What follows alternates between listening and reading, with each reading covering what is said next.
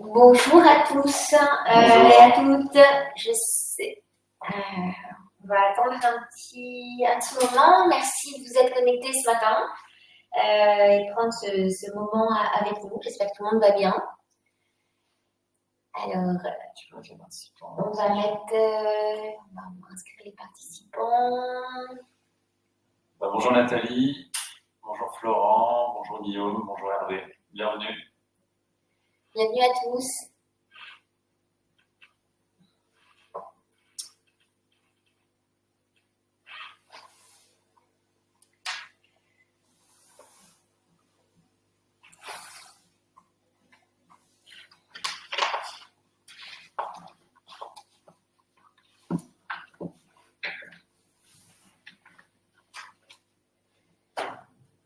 On va attendre un petit peu avant de commencer, même si effectivement on sent, en tout cas nous sur Lyon, que ce sont les vacances et que la circulation va beaucoup mieux qu'en temps normal. Ça c'est... T'as eu du monde sur le... Non, pas de retard, pas de... Non, tout parfait. Tout parfait. Tout parfait.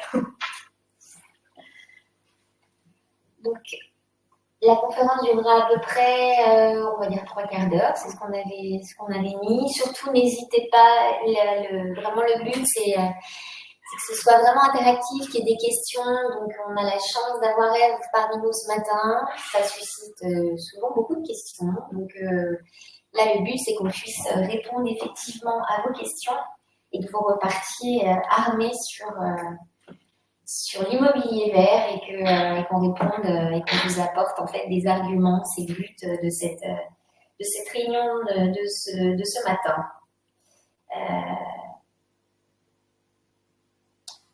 Attends. On va attendre 2-3 minutes.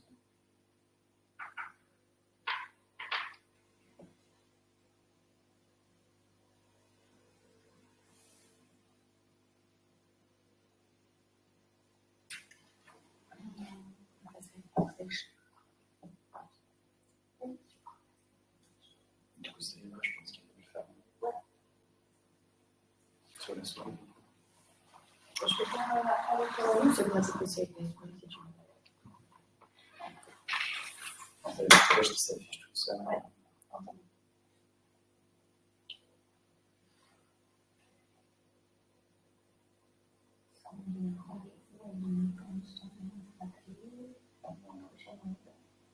Il y avait juste par contre, tu peux écrire effectivement sur le chat. Tu l'as dit. Oui, bien sûr, je pense que tout le monde est habitué maintenant pour les questions. Vous savez que vous pouvez, avec le chat, nous envoyer toutes vos questions en direct et on vous répondra. Voilà. Non, sur les événements. Rien de particulier.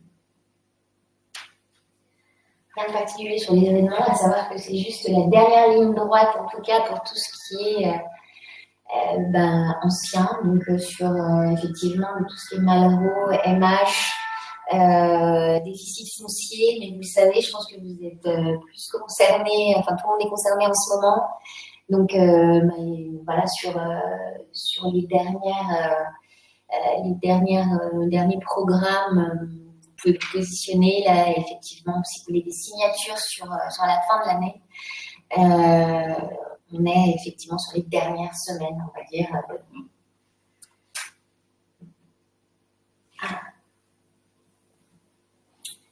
Je vous propose on va commencer. Hein, voilà. On va attendre des connexions, mais nous nous retrouverons. Donc merci, comme je disais, à tous de votre présence ce matin, de votre disponibilité. Vous avez été encore nombreux à répondre présent. Donc merci de votre fidélité. Ce matin, donc, on est ravis d'accueillir Zaïd Blanchet, pour cette web conférence, donc qui est sur le sujet donc, de parler d'immobilier à impact à ses clients. Donc, c'est vrai que c'était un sujet qui nous a paru important de traiter pour savoir effectivement comment en parler et en parler peut-être mieux. Nous, on est ravis d'accueillir Ève à double objectif, doublement ravie, on va dire. D'abord en tant que femme, parce que moi je suis ravie, Ève, c'est quelqu'un de passionné, qui a des convictions et qui est vraiment avec des valeurs et toujours positives. Donc ça, c'est aussi agréable d'avoir des éléments qui nous entourent et on en a besoin en ce moment. Et puis aussi en tant que partenaire, parce que tu as toujours répondu présente depuis le début, parce que ça fait un petit moment maintenant qu'on se connaît et qu'on travaille, même si ça fait quasiment, je pense, 10 ans, même si avec d'autres expériences, peut-être même plus, ça va vite. Et puis maintenant au Rama, avec effectivement, maintenant au Rama qui a 4 ans, où là encore, c'était un vrai challenge, mais un challenge d'entrepreneuse. Donc ça fait plaisir de voir cette réussite aussi, parce que je pense que c'est une réelle... on va le voir tout à l'heure dans ta présentation avec de nombreux grandes entreprises aujourd'hui qui font appel à toi. Alors même, je crois même le ministère de l'Environnement, où tu as fait effectivement quelques entretiens et quelques échanges avec eux. Au Rama, pour ceux qui ne te connaîtraient pas encore et qui ne te connaîtraient pas au travers aussi les études qu'on fait ensemble, c'est la première plateforme immobilière responsable dédiée aux promoteurs, mais à l'ensemble, on va dire, des opérateurs en immobilier, puisque c'est assez large, et aussi pour les distributeurs, donc effectivement les promoteurs, et plus là, on vient de voir aussi de sensibilité aujourd'hui sur cet immobilier vert. On sait que les préoccupations des changements climatiques aujourd'hui, c'est important. On est tous touchés, on l'a vu dernièrement, malheureusement, avec, on en parlait tout à l'heure, les inondations. C'est aujourd'hui les travaux dans la rue pour faire passer aussi, amener des vélos, parce qu'on sait qu'il faut changer nos habitudes de vie pour en fait l'avenir, parce que c'est important. Mais effectivement, on parle encore peu d'immobilier vert. En tout cas, nous, c'est un sujet qui nous touche depuis, on va dire, 3-4 ans, mais où on est vraiment rentré dedans, en tout cas, encore plus cette année, avec, on l'a vu, les DPE, où là, aujourd'hui, ça touche même les banques qui nous demandent dans les financements aujourd'hui quels sont les DPE des appartements à financer. Donc, quel est aujourd'hui effectivement l'impact de tout ça? Est-ce que demain, il y aura une réglementation? On connaît la réglementation aujourd'hui qui commence effectivement à changer. Elle a déjà changé pour toute la partie financière, on va dire, et on en reparlera sûrement. Mais demain, ça sera peut-être une obligation et très certainement sur l'immobilier. Donc, est-il utile d'en parler, puisque c'est le but aujourd'hui, et d'en parler à ses clients? Nous, on a voulu vous sensibiliser dessus parce que je pense que c'est peut-être avoir des arguments différents, être une fois de plus différenciant dans la présentation que vous avez de l'immobilier. On sait que l'immobilier, c'est l'emplacement, c'est le prix, c'est la rentabilité. Mais aujourd'hui, et surtout demain, peut-être, mais ça l'est, je pense déjà aujourd'hui, peut-être, je pense que tu seras d'accord avec ça, il est important d'informer, d'être informé et justement d'apporter peut-être un discours autre à ses clients. Eve, je te laisse la parole, peut-être présenter au Rama un peu plus largement que je ne l'ai fait, et puis nous parler de l'impact en immobilier. Et je vous invite tous à, en tout cas, prendre des notes, même si je crois qu'on pourra passer la présentation si elle est d'accord. Eve, à toi. Merci, un grand merci Estelle, merci Julien, Sacha de me recevoir aujourd'hui. Et effectivement, on se suit depuis longtemps. On fait partie des premiers, en toute sincérité, à avoir eu cette sensibilité sur le fait de parler d'immobilier vert, où effectivement, parler d'immobilier et d'investissement locatif, c'est prendre en compte les fondamentaux avant tout pour une bonne stratégie, qualité de l'emplacement, le prix, la qualité de l'actif, mais c'est élargir également sa zone de confort et sa vision en intégrant d'autres paramètres qui sont notamment l'environnement et l'impact sociétal. On a aujourd'hui, quand on parle d'épargne, on parle beaucoup d'épargne financière, mais aussi d'épargne immobilière. Et l'épargne financière a pris un grand temps d'avance sur l'épargne financière, contrainte bien sûr aussi par la réglementation. et surveillé par l'autorité des marchés financiers. Et tout l'intérêt, en tout cas tout l'enjeu d'Orama, ça a été de se plonger dans ce qui se faisait aujourd'hui, dans ce qu'on appelle la finance verte, et regarder prendre de l'avance pour savoir comment ça va impacter demain l'épargne immobilière. Et c'est ce que je souhaite aujourd'hui vous partager, c'est cette grille de lecture, vous permettre d'avoir une longueur d'avance, d'avoir une vision de ce que sera demain l'immobilier et des paramètres à prendre en compte pour un patrimoine valorisé pour vos clients. Ça vous va? Super. Alors, ce que nous allons, la manière en tout cas dont je vais structurer cette présentation, il sera autour de 3 éléments. Tout d'abord, de définir avec vous qu'est-ce qu'une valeur verte immobilière. Pour cela, on va s'appuyer notamment sur une définition de l'ADEME. Regarder les composantes de la valeur verte et également l'impact que ça peut avoir. C'est intéressant parce qu'aujourd'hui, on a du recul et on a de la data, on a des chiffres qui nous permettent de voir comment se valorise ou pas un bien immobilier en fonction d'un certain nombre de paramètres divers. Et on finira par des tendances de marché. Aujourd'hui, qu'est-ce qu'attendent les investisseurs, qu'est-ce qu'attendent les épargnants, et puis également tendance en matière de réglementation. L'Union européenne est très proactive là-dessus depuis une dizaine d'années et ça se traduit aujourd'hui dans notre secteur d'activité. C'est ce que je vous partagerai également. Alors, un mot sur Orama. Orama vient du grec et signifie vision, puisque l'objectif d'Orama, c'est d'apporter une vision plus large du sujet qui est celui de l'immobilier, d'intégrer dans une analyse, bien évidemment, et dans le référencement d'une opération, les critères économiques et d'emplacement, mais également de faire ce pas de côté pour intégrer les impacts environnementaux et sociétaux. Pour ce faire, nous avons développé un référentiel dit ESG, donc c'est 3 piliers de ce qu'on appelle les critères extra-financiers, le E pour environnement, le S pour social et le G de gouvernance.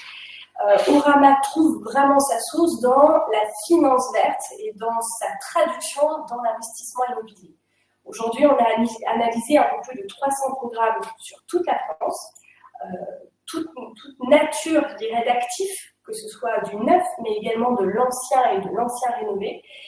Et le référentiel va également pouvoir s'appliquer à toute nature, toute utilisation du bien, que ce soit pour la résidence principale, mais également de la loi Pinel, qui va prendre fin, mais de la de Normandie qui sans doute prendra sa relève dès l'année prochaine, la Malraux, le LMNP ou encore le déficit sensible au monument historique. Donc ça nous permet d'avoir une vision assez fine de ce que pratiquent aujourd'hui les opérateurs immobiliers en matière de durabilité et surtout d'avoir cette grille d'analyse pour pouvoir comparer les opérations entre elles et identifier leurs impacts positifs. Effectivement, Estelle, tu le disais en introduction, vous m'avez sollicité pour analyser 4 de vos programmes qui sont en cours de commercialisation. Là encore, on va retrouver du neuf à Courbevoie en non-propriété, et puis de l'ancien à Rochefort de Normandie, qui est une nouveauté, ou encore en Malraux déficit sensible sur Lyon, et un peu plus dans le sud à Arles. L'objectif d'Orama, et c'est notre métier, c'est de collecter cette donnée et de la transformer en un élément qui soit facilement compréhensible pour le plus grand nombre de personnes, le plus grand nombre de parties prenantes, c'est comme on dit dans le milieu d'impact. Donc ça se traduit sous forme de score, de notation qui va de triple A au triple D. Donc là, vous en avez quelques exemples et on pourra en reparler si tu le souhaites en fin de votre conférence. Enfin, juste un petit mot. Ce qui est intéressant, c'est qu'en fait, en faisant ces études et en les rendant aussi auprès des opérateurs, parce que tous ne connaissent pas, on a vu tout à l'heure les partenaires avec lesquels tu travailles, qui sont des promoteurs nationaux, mais parfois on fait découvrir aussi, de par tes études, en fait, les possibilités qu'ont les promoteurs aujourd'hui, les opérateurs, à travailler même sur de l'ancien, sur des réflexions et des études, un scoring comme ça. Et là aussi, il y a de l'information qui doit passer parce qu'eux, ils ne connaissent pas forcément. Et ça soulève des questions pour les opérations suivantes. Et on a des échanges aussi. Donc là aussi, on voit qu'il y a de l'information, même s'ils savent, s'ils sont contraints au DPE notamment. Il y a quand même on voit une certaine éducation, ça n'a rien de péjoratif, mais à faire passer là-dessus. Je trouve que c'est très bon. C'est des plus pour tout le monde. Les opérateurs découvrent aussi toute cette classification et ce scoring. Oui. double effet d'information et puis aussi un effet d'amélioration. Tout à fait, c'est dans le but, hein. C'est vraiment en cela où c'est intéressant, c'est dans la transformation de leurs propres travaux. Donc, alors, je propose de passer maintenant à la définition d'une valeur verte. Tout à l'heure, je parlais d'introduction, en tout cas, la thématique, c'est comment parler d'immobilier à impact auprès de ses clients.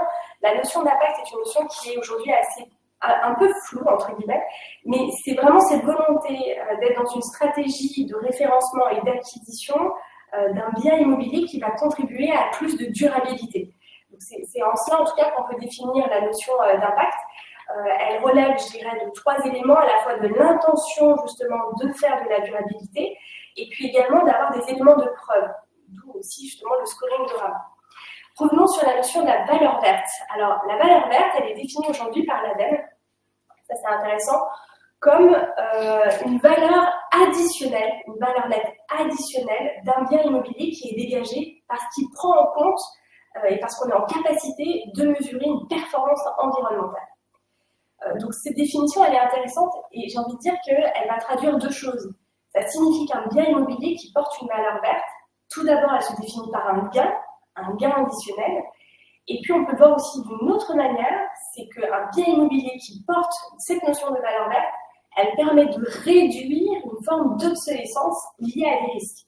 Je parlais des enjeux climatiques aujourd'hui et des inondations qui se multiplient, pas seulement en France mais dans le monde. Et ce que prendre en compte la valeur verte d'un bien permet justement d'anticiper ce risque d'obsolescence demain. Et c'est ce qu'on va pouvoir voir, en tout cas au travers de cette conférence.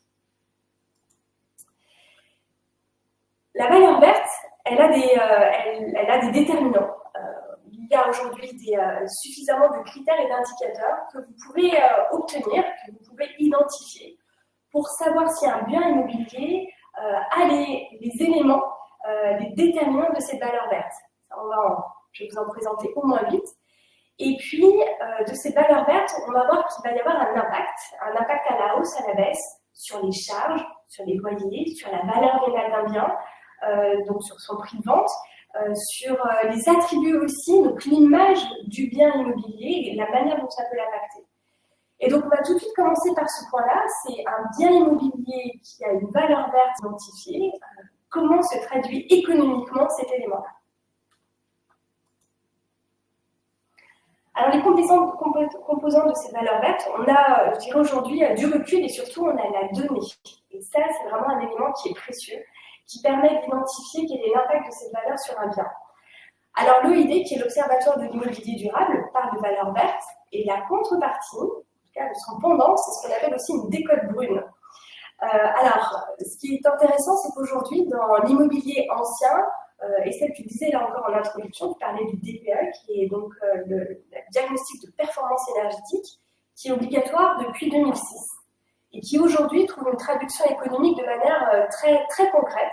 Alors, il a fallu que la loi climat et résilience vienne et impose ce DPE comme un élément de location ou de vente du bien immobilier pour qu'on en voit aujourd'hui cette traduction. Les notaires réalisent depuis maintenant un peu plus de 2-3 ans des analyses comparatives. Et là, je vous ai fait une extraction sur des logements en DPE-D.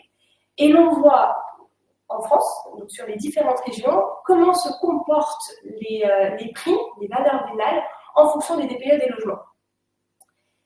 Oui, effectivement, Patrick, les DPE sont décriés et sont en cours d'évolution. Mais là, en tout cas, on commence à avoir une vision, je dirais, intéressante des écarts de prix. Alors, il y a des écarts de prix en fonction des régions, tout d'abord. Il y a des écarts de prix aussi en fonction du marché. Paris, Île-de-France, c'est un marché à part parce que la tension foncière est assez importante. Donc, on va avoir des écarts de prix entre un DPE de niveau D versus un DPE de niveau A au niveau E, enfin F et G, donc les passoires énergétiques qui seront moins fortes. Mais globalement, au niveau national, on peut avoir une décote brune jusqu'à moins 10%, et au contraire, une valorisation jusqu'à plus 10, plus 15% sur certaines régions. D'accord, donc là, l'impact, enfin, le lieu géographique a une incidence clairement sur les DPE, enfin sur les résultats qu'on peut obtenir d'un la tension immobilière, elle va avoir un impact important. D'accord. Donc ça, c'est le premier élément. Effectivement, un bien qui a une meilleure performance énergétique sera donc mieux valorisé. Pour le neuf, alors aujourd'hui, pour le neuf, vous allez me dire, on a une réglementation qui est très, très contraignante, très ambitieuse et qui répond à cet objectif national qu'on appelle la stratégie nationale bas carbone, ou comment atteindre la neutralité carbone d'ici 2050 en France. C'est un peu le Pinel Plus, quoi. Le Pinel Plus rentre effectivement dans ces stratégies nationales bas carbone. Qui est très difficile, du coup, en plus, à obtenir aujourd'hui. On sait que les promoteurs, c'est un casse-tête, en fait, pour eux, de sortir ce Pinel Plus. C'est pour ça qu'il y en a eu si peu aussi, quoi.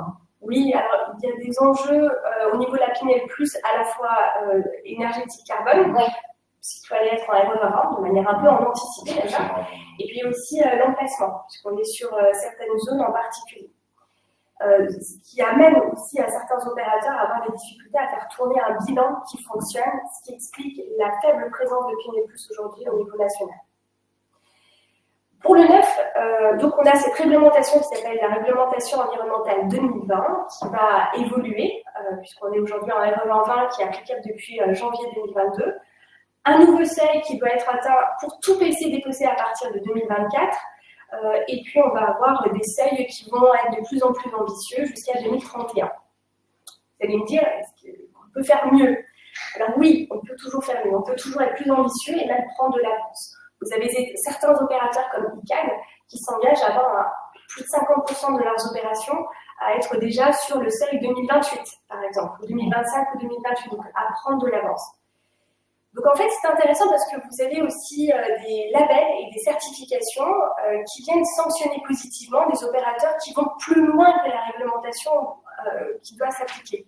Vous avez par exemple le bâtiment bas carbone, BPCA, vous avez Passive House, qui a un label ou certification allemande de mémoire. Vous avez les BPOS, qui sont des bâtiments à énergie positive. Le label E+, et moins, je l'ai laissé, parce qu'on peut encore le voir sur des immeubles pour lesquels on est en réglementation RT 2012. Mais le E+, et moins, aujourd'hui, n'apparaît plus, puisque c'était une préfiguration de la réglementation RE2020. Donc la question qu'on peut se poser, si demain vous avez un immeuble qui est en RE2020, avec le seuil qui doit s'appliquer, s'il a en plus des certifications et des labels type BBCA, Passive House ou autres, est-ce que l'immeuble sera encore plus vertueux? Est-ce qu'il aura une valeur verte additionnelle par rapport aux immeubles en réglementation classique? Vous avez une étude qui a été faite par l'INCity l'année dernière. L'INCity, c'est un opérateur immobilier filiale de Bouygues qui s'est associé au cabinet Buzz Partner et qui a fait cette analyse sur 3 de leurs opérations qui étaient plus ambitieuses que la réglementation environnementale. Ils ont appliqué une certaine méthodologie, notamment de cash flow, en analysant des données extra-financières, environnementales, sociétales et gouvernance. Et le résultat de l'analyse, c'est qu'en étant plus ambitieux, en ayant une trajectoire carbone notamment plus ambitieuse, les biens étaient valorisés, en tout cas les actifs étaient valorisés jusqu'à plus 10%. Donc, ce que montre cette étude, c'est que dans le neuf, qui est déjà très ambitieux d'un point de vue carbone, biodiversité, quand les opérateurs sont encore plus ambitieux et qu'ils mettent encore plus de moyens, il y a une valorisation d'actifs qui est avérée. Comment est la France aujourd'hui par rapport, parce que tu l'as dit, tu l'as présenté, le label allemand, je ne sais plus lequel, c'est Passive House, voilà. On est comment par rapport au reste de l'Europe? On est plutôt bien en avance, plutôt en retard par rapport à l'Allemagne, par exemple? Alors, au niveau européen, on a ce qu'on appelle le Green Deal, qui a été mis en place suite aux accords de Paris en 2015. Donc, je rappelle, les accords de Paris, c'est engager tous les pays signataires, un peu plus de 170, à être en dessous de 2 degrés de réchauffement climatique par rapport à la période pré-industrielle. 1,5 si on est très ambitieux, 2 degrés. Il y a une traduction au niveau européen avec le Green Deal et une traduction au niveau national avec la stratégie nationale bas carbone, entre autres. Pourquoi je te parle de ça? Parce qu'en fait, en Europe, on a un certain nombre de réglementations qu'on verra tout à l'heure dans les tendances, et notamment une directive qui s'appelle la taxonomie verte. Et la taxonomie, c'est un moyen pour les entreprises de classifier leur activité en fonction de la durabilité. Et donc, on a des fiches qui sont très, très précises, et notamment sur la partie immobilier et notamment sur la partie promotion. Quand on regarde les critères qui doivent s'appliquer au niveau européen, à partir du moment où on est en RT 2012, allez, RE2020, en plus on est sur une certification type HQE, on est complètement dans les clous de ce qu'attend l'Europe en matière de taxonomie verte. Donc on est plutôt bien.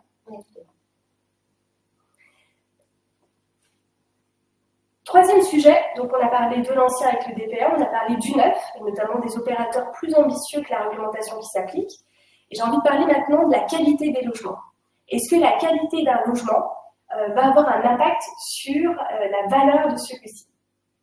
Alors, il y a une étude qui a été menée par Cercal, qui est certificateur et qui délivre notamment deux certifications, NF Habitat et HQE. Une étude a été menée, c'était en 2021, en 2021, sur l'impact de la qualité d'un logement qui porte la certification NF Habitat, donc sur un certain nombre d'items, et celui que j'ai retenu, c'est sur la valeur vénale. Et donc, ce qui est intéressant, c'est qu'un bien immobilier qui est un logement qui porte la certification NF Habitat va avoir une survaleur qui peut aller jusqu'à plus 19% en fonction de l'emplacement une fois de plus. Donc, ça va de plus 3,5 jusqu'à plus 19%. Exactement. Vous aurez dans chacune des slides, en tout cas, les sources qui vous permettront et qui vous amèneront jusqu'aux études, parce qu'il y a plein d'autres informations qui sont délivrées. Et donc ça, c'est un élément c'est juste un élément qui est pris. La qualité des logements, c'est vraiment un sujet qui est d'importance.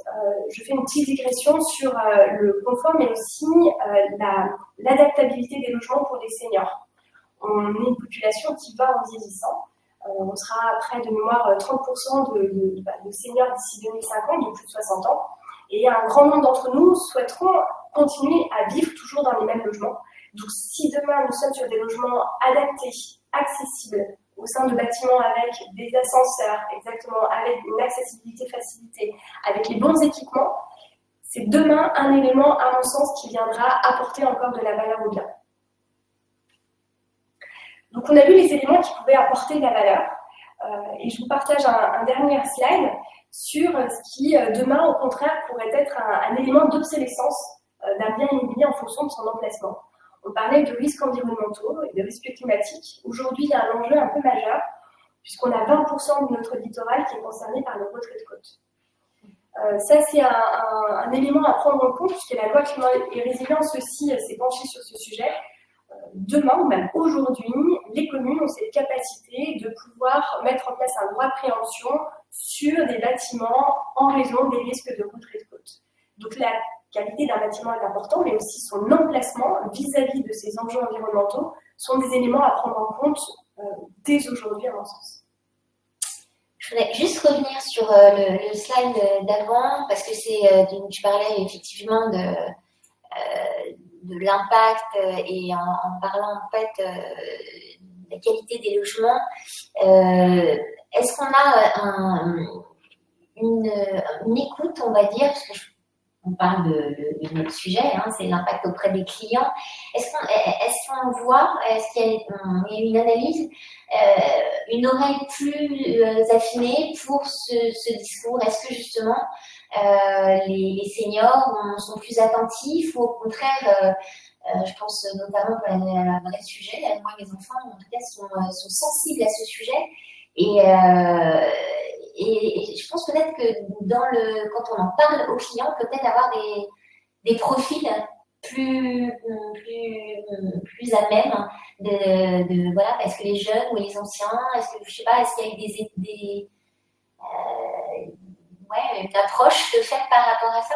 On sent qu'il y a des discours ou en tout cas une écoute meilleure? Oui, alors au niveau gouvernemental, en 2021 ou 2022, le ministère, en lien avec le logement, a mandaté un rapport de Leclerc qui a préfiguré justement la Pinel Plus. Et dans ce rapport, c'est vraiment la notion de qualité de logement. Qu'est-ce que doit être un logement de qualité pour le français d'aujourd'hui et de demain? La définition, quoi. Exactement, exactement. Et donc, c'est extrêmement clair. Donc, il y a toute une analyse qui est faite. Et vous avez ensuite une grille en fonction des typologies, de la surface d'une chambre, de sa luminosité, de la nécessité d'avoir, y compris pour des studios, des surfaces extérieures, même des balcons jusqu'à 2 mètres carrés pour des studios, une cuisine. On reviendra peut-être demain sur des cuisines séparées ou séparables, en tout cas, qu'il y ait cette anticipation qui puisse être faite. Donc ça, c'est le premier point, c'est que le confort de l'habitat est un élément qui est regardé par le gouvernement. D'ailleurs, donc, je reviens sur la Pinel+. Dans la Pinel+, il y a un certain nombre de critères, et dans ces critères, directement, il y a ce référentiel du rapport Girometti Leclerc qui va être appliqué. Par ailleurs, le gouvernement a mis en place un appel à manifestation d'intérêt aussi pour engager les opérateurs et les accompagner à travailler sur des logements plus confortables. Donc ça c'est des sujets qui sont effectivement d'actualité. Et ça se traduit aussi au niveau des investisseurs. Je vous ramène à l'étude de Cerkel qui a diffusé, je crois, il y a à peine 48 heures, un dernier rapport sur cette notion de qualité de logement et sur le fait que les investisseurs ou ceux qui achètent un logement à l'âge de 60-65 ans souhaiteront rester dans ce logement. Donc il faut bien que ce logement puisse être adapté à leur terre. Donc les clients sont sensibilisés aujourd'hui, malgré tout, ça commence à venir. Et peut-être plus que d'ailleurs on ne le pense nous.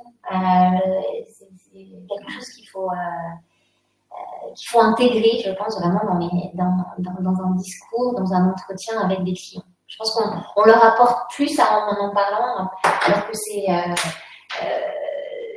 voilà, nous on le rend, ça y est, c'est dans notre cahier des charges, j'allais dire dans une classification, mais peut-être qu'on n'en parle pas suffisamment. Et qui sont, en fait, ils ont peut-être besoin d'entendre plus ça, en fait.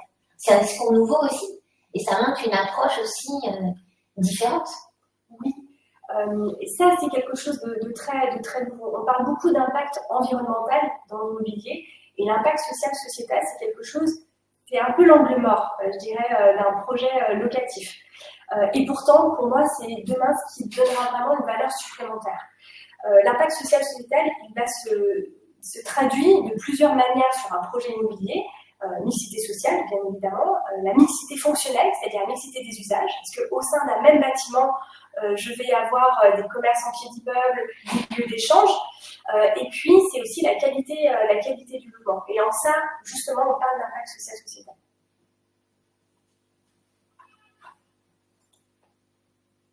Voilà pour cette première partie, et donc on a déjà commencé à ouvrir le sujet de ce qui détermine finalement la valeur verte. On va en voir 8, je vais vous en partager 8. Le premier, c'est la qualité des matériaux et notamment l'utilisation de matériaux écologiques. Donc là, l'objectif, c'est de vous donner les éléments, des indicateurs, des signaux forts ou des signaux faibles qui vous permettent d'identifier en fonction d'un projet immobilier ce qui pourra demain se traduire en sa valeur verte et donc une valeur additionnelle. Quand on parle de neuf, on parle beaucoup de mode constructif. Et je vais peut-être vous étonner, mais quand bien même aujourd'hui, les opérateurs déposent des permis de construire sous la réglementation environnementale 2020, le mode constructif reste encore beaucoup du tout béton. La grande nouveauté de la RE 2020 par rapport à la RT 2012, je vous le rappelle, elle est double. La première, c'est la comptabilité carbone, c'est ce qu'on appelle l'analyse en cycle de vie du bâtiment. C'est de prendre en compte sur une période de temps de 50 ans, depuis l'extraction des matériaux jusqu'au recyclage, en tout cas jusqu'à la nouvelle vie du bâtiment, c'est de prendre en compte son poids carbone. Donc ça, c'est la première chose.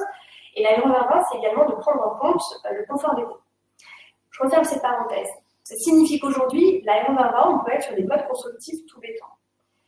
Les prochains seuils vont engager les opérateurs à être beaucoup plus ambitieux et à commencer à diminuer le poids carbone par rapport à l'analyse du cycle de vie.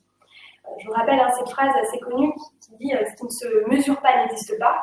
Maintenant que les opérateurs, depuis 2 ans, commencent à comptabiliser le poids carbone de leur projet, ils seront en capacité d'identifier, à l'aide des bureaux d'études, comment diminuer ce poids carbone et avec quel type de matériel. Donc le mode constructif est intéressant.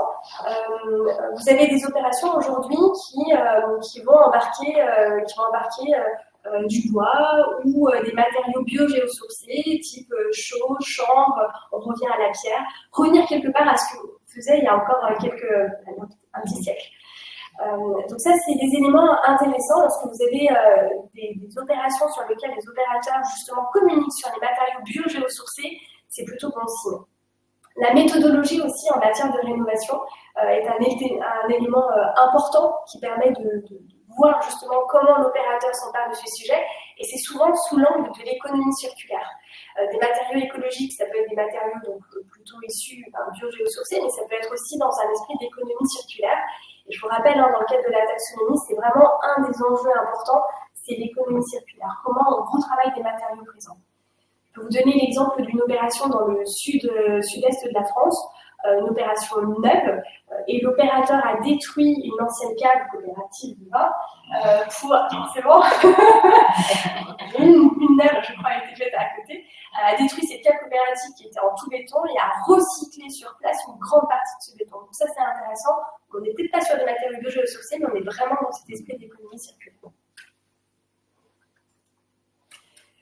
Deuxième élément qu'on pourrait parler aux composants, c'est cette notion d'économie de ressources. Et cette économie de ressources, elle peut se traduire plusieurs moyens. Tout d'abord, la performance des équipements qui vont être positionnés au sein d'un bâtiment, au sein d'un logement. Et là, on peut reboucler justement avec la certification NF Habitat. La réparabilité, c'est une notion qu'on voit de plus en plus. Je pense notamment à l'ARTI, par exemple, qui affiche maintenant un indice de réparabilité avec entre 0 et 5 étoiles. Mais cette réparabilité, elle est importante sur des équipements, mine de rien, assez importants, hein, que ce soit des chaudières, que ce soit... Enfin voilà, on est quand même sur des choses qui sont un peu importantes. Et cette capacité de réparer plutôt que remplacer, c'est des informations et des éléments qui sont intéressants. L'économie de ressources, c'est aussi la ressource en eau. On en parle de plus en plus aujourd'hui. Donc, qu'est-ce qui est prévu par l'opérateur pour récupérer les eaux de pluie? L'économie de ressources peut être aussi sur l'énergie. Et puis, l'économie de ressources, elle peut passer aussi par des éléments liés à la pédagogie. Et notamment, donc là, on est sur la partie non pas constructive, mais sur la partie exploitation, usage. Qu'est-ce que l'opérateur, ou même nous, en tant que propriétaire, qu'est-ce que nous mettons en œuvre pour que le locataire puisse aussi participer à une forme de sobriété énergétique. D'ailleurs, on voit dans certaines opérations, je pense à Bouygues, dans ses descriptifs sommaires techniques, qui indiquent qu'il y aura des livrets remis justement aux locataires pour les sensibilités aux gestes éco-responsables.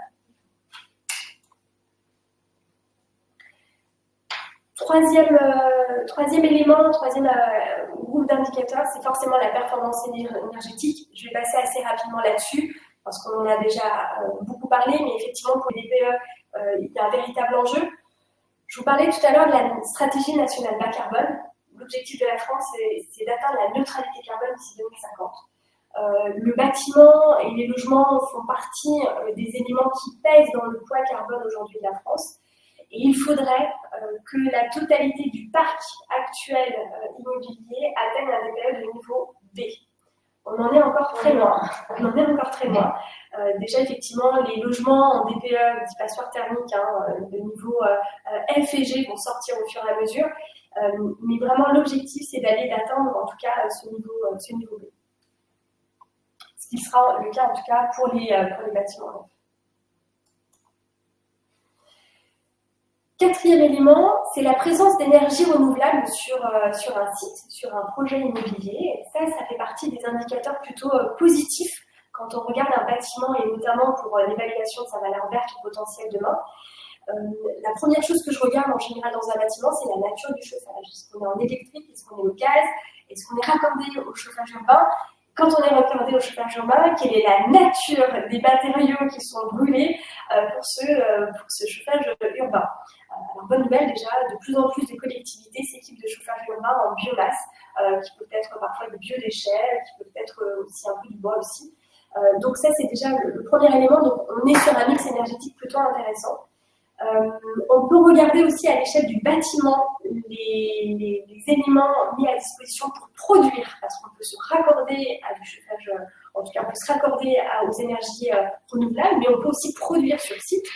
Et puis, dans les cas où il n'y a ni l'un ni l'autre, quel type de contrat d'énergie peut être proposé? Aujourd'hui, on peut aussi choisir, le locataire propriétaire peut choisir son contrat d'énergie et donc mieux flécher aussi sa performance énergétique sur de l'énergie renouvelable.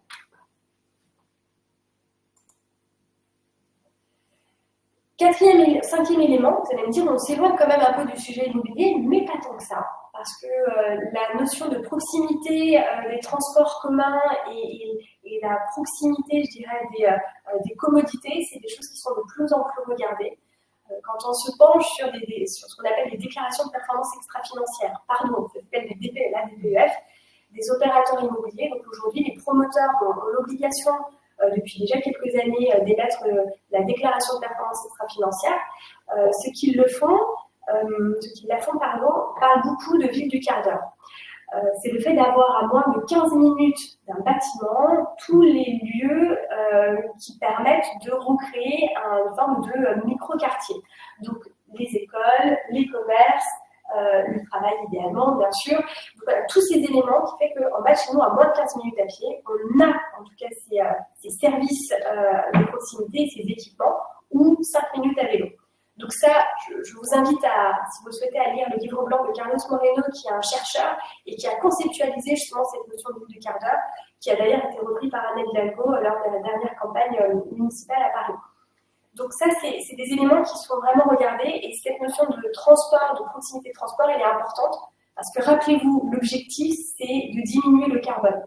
Et donc, l'impact carbone passe aussi par les transports. Aujourd'hui, tout ce qui touche au transport, c'est près de 30% des émissions de gaz à effet de serre en France. Le bâtiment, c'est 18% environ. Donc, la notion de transport, elle est importante. Ce que j'aime regarder aussi dans les opérations, c'est qu'est-ce que peut proposer aussi l'opérateur pour favoriser les déplacements doux. Certains opérateurs, c'est assez rare, peuvent proposer des vélos pour les locataires. Et veiller en tout cas à ce qu'il y ait un emplacement de bus, en tout cas à proximité.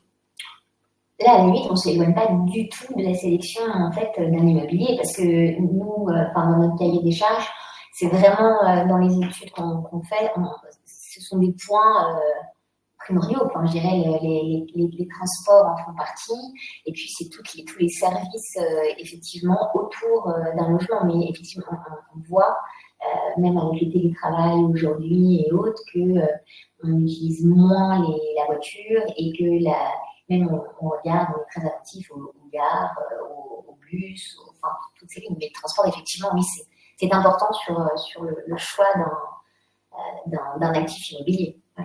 C'est deux éléments qui se croisent en fait. C'est un investissement de bon sens, c'est un investissement dans un cœur de ville. Et effectivement, ça a un impact au niveau du transport.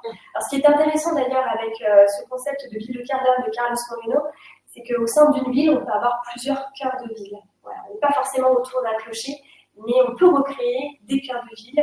Et c'est ce que cherchent à faire d'ailleurs souvent les collectivités quand on est sur des zones d'aménagement concerté. Ne pas être mono en zonage, c'est-à-dire être pur logement, mais c'est de recréer aussi de l'activité, exactement. Je pense à Bordeaux aussi avec l'Atlantique, où on va avoir des pistes de voies cyclables, des voies douces, piétonnières, vraiment une pensée plus globale, de sortir de ce que Le Corbusier nous proposait le siècle dernier avec ce fameux zonage, pour recréer en fait des cœurs de vie. Et on y revient quelque part dans la conception des résidences gérées aussi aujourd'hui. Regarde tout ce qui est résidence étudiante, même senior, l'apport de services dans la résidence même, je parle de Le Corbusier, mais c'est un peu aussi son idée, c'est de recréer un petit peu un village dans l'ensemble du bien, avec effectivement des services et une commodité, et peut-être moins de charges. Je trouve qu'on retrouve un peu malgré tout cet esprit-là aujourd'hui. Quand on voit les résidences étudiantes, tout ce qu'elles proposent, avec les salles de sport, les endroits où se retrouver, les salles de vélo électrique, les salles de sport, les jardins partagés, etc. On a un peu, je trouve, cette nouveauté qui revient un peu en force. Oui, alors le terme qui est utilisé par les urbanistes, c'est la mixité fonctionnelle. Donc dès l'instant où vous voyez le terme mixité d'usage, mixité fonctionnelle, c'est plutôt bon signe. N'hésitez pas, je vous rappelle, si vous avez des questions, on peut s'arrêter si vous avez, suivant les points, n'hésitez pas, on y reviendra à la fin, mais en tout cas, nous sommes à votre écoute. Le point suivant, c'est la notion de biodiversité. Vous avez sans doute entendu parler du GIEC de la biodiversité qui s'est ouvert hier. La France aussi s'est dotée d'une stratégie nationale biodiversité l'année dernière. Donc la biodiversité est un véritable sujet.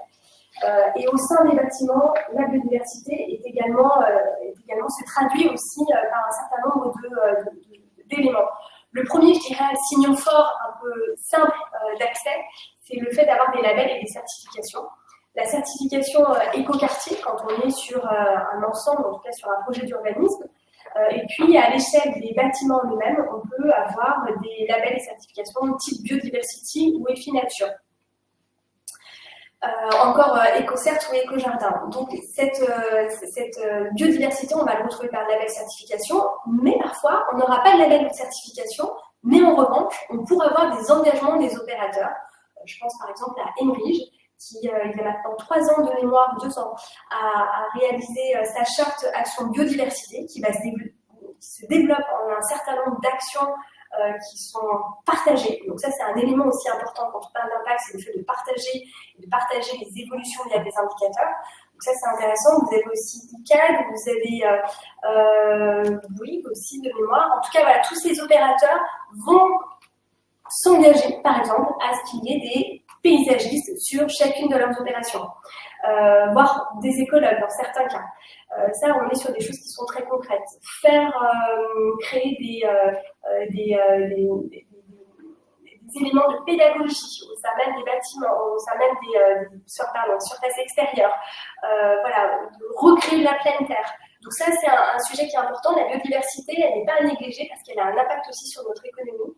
La biodiversité, je vous mets, une source de vie pour les biens du quotidien. Elle nous apporte de l'oxygène, de la nourriture, des matières premières. Elle fait marcher l'économie de manière certaine. Et la dégradation, la perte de la biodiversité, c'est un élément qui est aussi dramatique que le changement climatique. En tout cas, tout est complètement lié. Donc la biodiversité, c'est un élément important qu'on peut retrouver aujourd'hui à l'échelle des opérateurs dans leur politique, mais aussi au sein des bâtiments. Ce que moi je regarde assez souvent, c'est une politique par exemple de débétonisation des extérieurs. Qu'est-ce que propose l'opérateur en la matière? Le retour à la pleine terre. Vous avez, je suis désolée, je vous cite encore ICAD, mais c'est vrai qu'ils sont assez entrepreneurs là-dessus. Ils ont travaillé à créer ce qu'on appelle un coefficient de biotope par surface harmonisé. Donc ça, c'est des éléments de mesure. Je vous rappelle, parler d'impact, c'est aussi de pouvoir être en capacité de mesurer. Donc ça, c'est des éléments qui sont extrêmement tangibles. Il y a une question de Patrick sur la multiplicité des labels que je trouve intéressante. C'est pour ça que du coup, je ne sais pas si tu peux y répondre. Alors, multiplicité des labels et certifications n'était pas contre-productive, une uniformisation européenne est-elle prévue? Alors, là, effectivement, c'est plusieurs labels qui sont différents. Certains vont être plus ambitieux que d'autres et ils ne vont pas forcément avoir le même périmètre. Je ne dirais pas que la multiplication en tout cas des labels soit quelque chose de négatif. Ça reste un élément de référence. Avant tout, le label permet à un opérateur d'être accompagné par un bureau d'études ou en tout cas par un sachant qui va lui permettre d'identifier où sont les axes d'amélioration. Il faut d'abord voir le label comme un outil d'amélioration de la pratique. Ça, c'est la première chose, qui, à la fin, est sanctionné par un élément à visée commerciale, puisque c'est ce qu'on va retrouver ensuite sur des plaquettes et sur un certain nombre de documents pour les partager aux parties prenantes. Donc, il faut le voir, je dirais, dans ce sens-là. C'est vraiment un outil d'amélioration des pratiques qui ensuite permet d'être un outil d'aide à la commercialisation aussi. Elle est réglementée. C'est-à-dire réglementée. Je pense que je fais ce parallèle à toute l'alimentation qu'on voit bio aujourd'hui, où on sait que quand il y a eu cet élan sur le bio, où on s'y est tous mis, et puis quand on creuse un petit peu, on voit, on se dit super, j'achète bien, mais au final, est-ce que bio, est-ce que c'est toujours, ça correspond vraiment à des règles particulières? Est-ce que demain, des labels, il n'y aura pas des labels histoire qu'il y ait un label vert déposé sur un immobilier, mais est-ce qu'il ça a vraiment de la contenance et est-ce que ce sera vérifié? Est-ce qu'on ne peut pas demain poser un label vert, voilà, sans termes de traçabilité. Voilà. Chaque label ou certification ou méthodologie de notation, en fait, elle va porter son propre référentiel. Et donc, ce qui est intéressant en tant que commercialisateur ou sélectionneur ou investisseur, c'est de connaître ce référentiel. Quels sont les critères qui ont été pris en compte? Quelle est la méthode de notation? Est-ce qu'il y a des sujets de pondération? C'est ça, en fait, qui est le plus important. Qu'on soit sur une réglementation, sur un label, une certification. D'accord.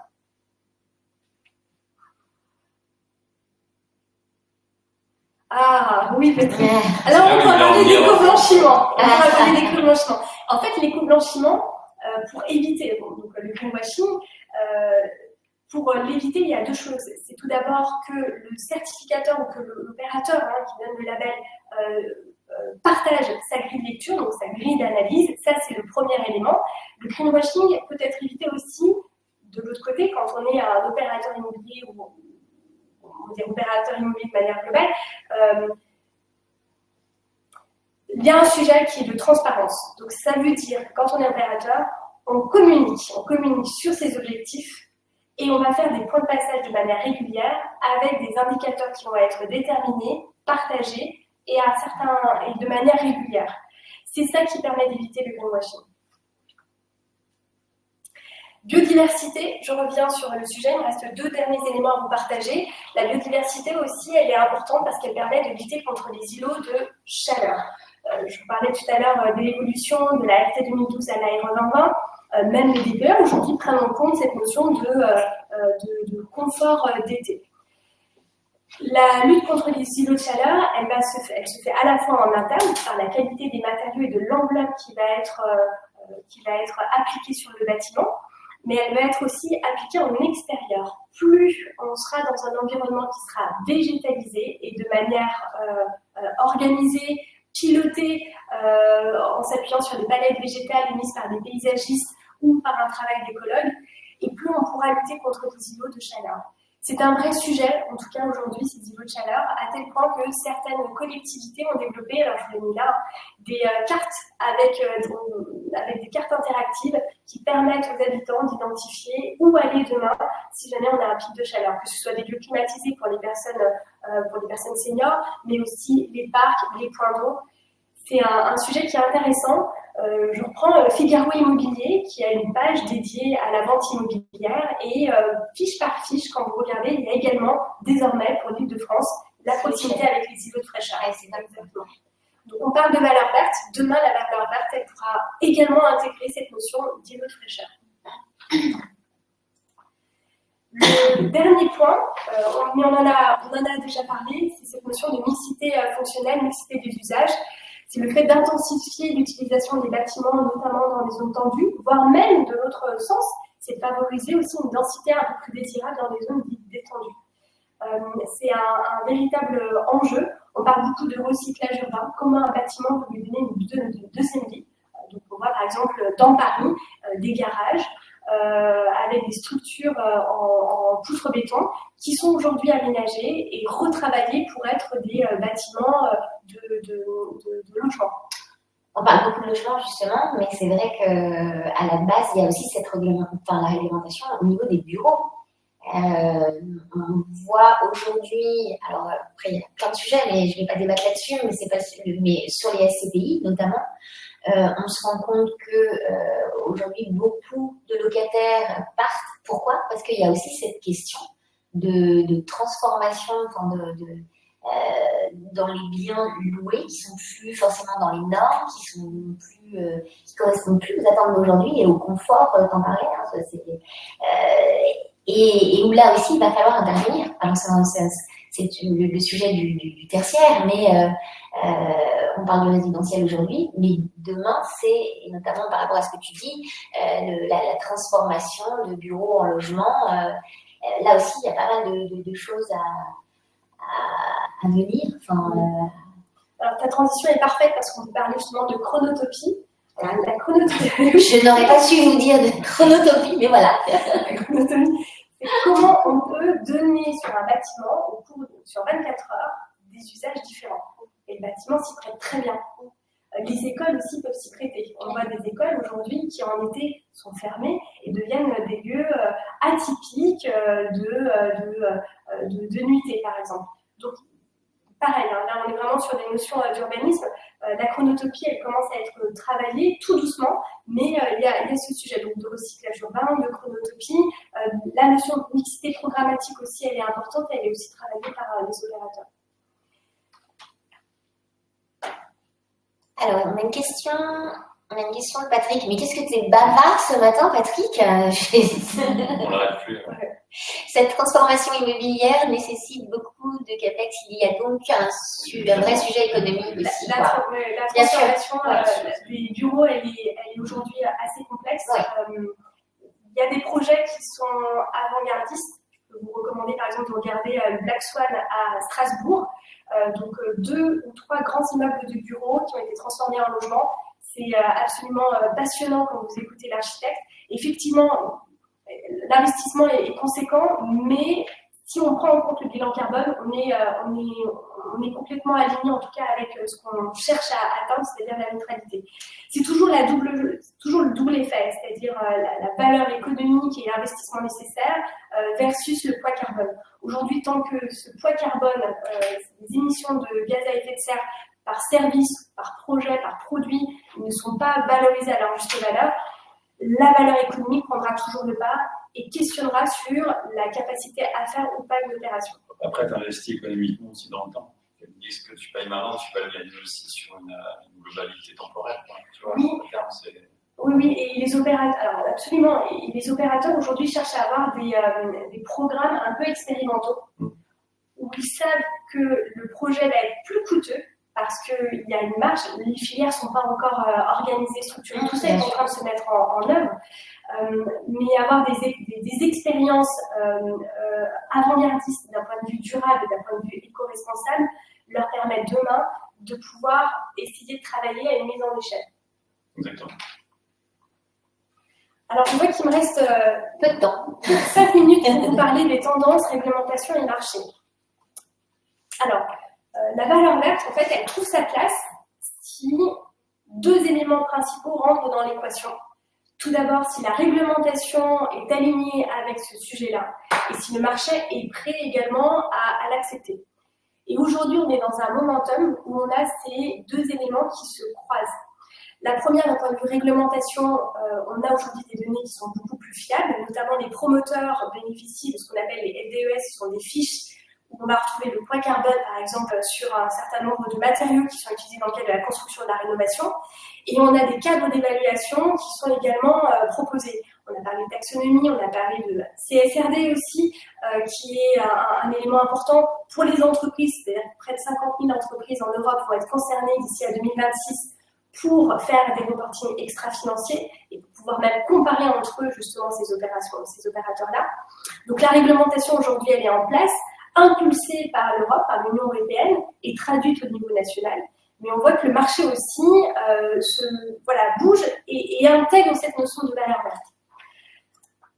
Alors, je parlais tout à l'heure de la réglementation. La réglementation à 2 niveaux. Au niveau, je dirais, macro et économique, donc avec la taxonomie, la CSRD, et la CSDDD aussi qui devrait bientôt arriver. Donc, en fait, on peut dire une chose, désolé pour tous ces acronymes, ce qu'on peut retenir, c'est qu'aujourd'hui, on est sur un cadre réglementaire vert qui se renforce et qui va impacter toute notre économie. Quand bien même nous ne sommes pas forcément dans des grandes entreprises cotées en bourse, même les plus petites entreprises, les plus petites PME, demain seront également impactées. C'est un effet collatéral, naturel, puisque nous travaillons tous et toutes, je pense, avec un certain nombre de grands opérateurs. Nous serons demain sollicités pour remonter des données de type bilan carbone, scope 1, scope 2, peut-être même scope 3, pour remonter des informations sur la gouvernance de notre entreprise, quand bien même nous ne sommes pas concernés par l'émission de rapports extra-financiers. Donc ça, c'est vraiment c'est un virage qu'il faut bien avoir en tête, parce que si on n'est pas concerné aujourd'hui tout de suite, on le sera demain. Sur le marché, on voit aussi une évolution des aptitudes, en tout cas des investisseurs, des futurs acquéreurs. Je parlais tout à l'heure d'épargne financière et épargne immobilière. Il y a une étude qui a été menée par le Forum pour l'investissement responsable en 2022 qui montre qu'un Français sur 2 estime avoir un impact réel sur l'environnement et le social par son épargne. Donc ça, c'est quelque chose qui émerge, c'est même 57% pour tout vous dire. Donc ça, c'est le premier point. Et ce qu'on constate, après, quand on revient un peu plus sur l'immobilier, c'est qu'en fait, il manque d'informations. Alors déjà, il y a un sujet, tu le disais tout à l'heure, finalement, on ne leur en parle pas, mais ils ne nous questionnent pas non plus. Donc, il y a un manque d'informations et eux-mêmes rencontrent des difficultés pour trouver des solutions adaptées, en tout cas, à leur sensibilité en matière de durabilité. Après, quand on parle d'immobilier à impact, aujourd'hui, il y a aussi une notion qui est un peu vraie, c'est qu'on est quand même sur des profils sociodémographiques plutôt jeunes. On est sur une population de 18-35 ans. C'est ceux-là aujourd'hui qui sont les plus sensibles quand on parle d'un investissement, mais qu'on y ajoute également ces valeurs vertes et une valeur sociale sociétale. Et enfin, je finirai cette petite partie, donc là c'est issu d'une étude, un sondage qui a été mené l'année dernière par Maslow, justement sur qu'est-ce qu'attendent les investisseurs en immobilier. C'est qu'aujourd'hui, en tout cas, cette notion de DPE, elle est très très présente, puisque la plupart d'entre eux souhaitent investir sur des classes niveau A à C. En tout cas, ça, on nous le demande quand même systématiquement maintenant sur les projets, que ce soit dans le neuf ou l'ancien. On les intègre. C'est vrai qu'on avait des critères aujourd'hui, déjà on l'intègre, et les clients et les CGP nous le demandent aussi. C'est quel DPE, quel impact. Oui, ça, je pense que... Et c'est vrai qu'au début, quand tu étais intervenu, quand on s'est rencontrés, on n'en parlait pas trop. Mais moi, en tout cas, je le vois dans mon métier tous les jours, c'est quand même une notion qui revient de plus en plus fréquemment. Donc, elle fait partie de notre environnement professionnel, en tout cas. Et cette année, c'est la première fois, en tout cas, où on a des questions de banque aussi, pour financer les biens. Sur les DPE projetés. Sur les DPE projetés, maintenant, on a effectivement la question, et surtout dans l'ancien. Et dans l'ancien, oui, on l'a. C'est au centre de l'histoire, Patrick. Absolument, absolument. Et en fait, on voit qu'aujourd'hui, toute la chaîne de valeur est concernée depuis les banques, parce que certaines proposent des conditions préférentielles également sur des logements qui ont des DPE, qui ont une amélioration de l'étiquette, pardon. Elles sont aussi contraintes réglementairement, donc je vous parlais tout à l'heure de la CSRD. Les propriétaires et locataires aussi, aujourd'hui, prennent en compte cette notion de valeur verte au travers du DPE, parce qu'elle a une contrainte réglementaire de la loi climat et résilience, les professionnels, les constructeurs avec la RE2020. Donc voilà, il y a une tendance qui emmène aujourd'hui tous les acteurs de cette chaîne de valeur de construction immobilier à intégrer la notion de valeur verte. Et donc, il me reste moins d'une minute pour vous parler des mesures, en tout cas aujourd'hui, qui impactent l'immobilier et qui impactent aussi cette notion de valeur verte. C'est que il y a la poursuite des enjeux bas carbone avec une structuration de filière immobilière qui va se faire, puisqu'on va basculer bientôt à la RE25, pardon. Donc là, il y a des enjeux poids carbone en analyse en cycle de vie des bâtiments qui va être extrêmement important. La transparence et le reporting extra-financier aussi qui s'impose de plus en plus. Donc, je vous ai mis quelques éléments, y compris dans la partie financière avec la CFRD et NIS 2. Et puis, il y a un élément qui est important, c'est vraiment l'émergence des enjeux sociaux-sociétaux. Je vous ai parlé du rapport Gironetti-Leclerc, mine de rien, qui conditionne aujourd'hui la Pinel+, donc la réduction d'impôts, mais il y a également la mise en place de la taxonomie sociale, donc toujours au niveau européen, qui est en cours d'étude, qui est en cours de travaux, qui sera le pendant de la taxonomie verte. Donc il y aura bien des critères socio-sociétaux qui seront également intégrés. Voilà pour parler en tout cas d'impact immobilier. Je vous remercie en tout cas de votre invitation déjà. Merci. Merci à toi. N'hésitez pas, est-ce que vous avez des... Patrick, est-ce que quelqu'un a une question? Ah non, Patrick est en train d'écrire. Oui, bon, c'était effectivement un sujet qui nous tenait vraiment à cœur. Servez-vous, donc du coup, moi je reviens aussi, peut-être qu'aujourd'hui vous aurez, je sais qu'il y a un entretien, une présentation d'immobilier à des clients, ça prend énormément de temps, donc et ça c'est souvent en R+2, R+3 et qu'il y a plein de choses à dire, mais je pense qu'aujourd'hui vous pouvez vraiment avoir peut-être un coup d'avance à parler justement d'immobilier à impact. Et on vous en donne en plus un peu on essaie de vous apporter des outils et des arguments avec ces études d'EF que vous avez sur certains de nos programmes. On ne fait pas encore sur tous, mais ça va pas tarder. En tout cas, on aimerait beaucoup. J'espère qu'en tout cas, on vous aura apporté des éléments complémentaires, des réponses à vos questions sur l'immobilier à impact. Et qu'on aura le plaisir de te retrouver prochainement. C'est toujours un plaisir de te recevoir, en tout cas. Est-ce qu'il y a des questions? Pas de questions. Il faut dire que c'était bien complet. Est-ce qu'on pourra faire, parce que je sais qu'on va avoir, nous en tout cas, on va nous demander, donc on peut faire passer le support. Donc, on vous enverra la présentation d'Ève. Il y a peut-être une question. Patrick les a toutes posées. Ok. En tout cas, merci beaucoup et très bonne journée Merci à tous. tous. Merci, Merci. à très bientôt. Merci, au revoir, bonne journée.